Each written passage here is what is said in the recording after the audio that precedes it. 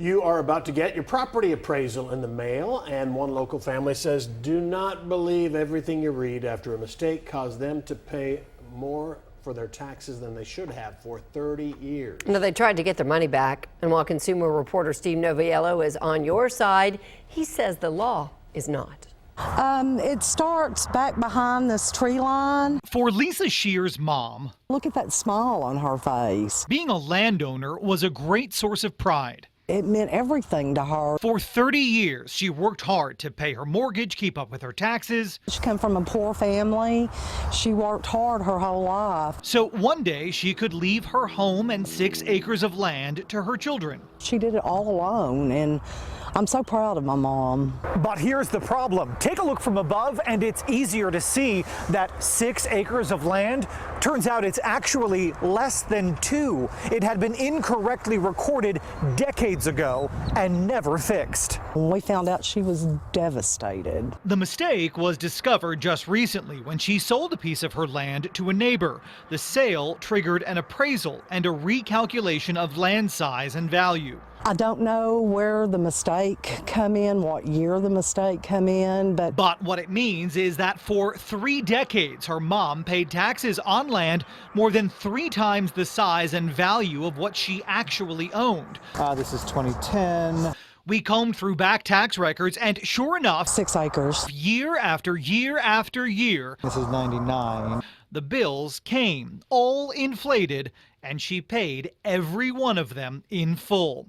In reality, the land was smaller, the taxes were less. Lisa reached out to the Navarro County Appraisal District. They pretty much told me that we ought to be happy that our taxes went down, and that I can't remember the exact words, but my interpretation of it was when hell freezes over, you'll get a refund. That's when we stepped in. We came here to the appraisal district, but the chief appraiser refused to speak with us on camera, saying if she did, it might lead to a news story. Well, let me be clear, not talking doesn't get you a pass. It just gets you one of these. Karen Morris is the chief appraiser for Navarro County. While she wouldn't talk to us on camera, she did confirm by phone that a mistake had been made.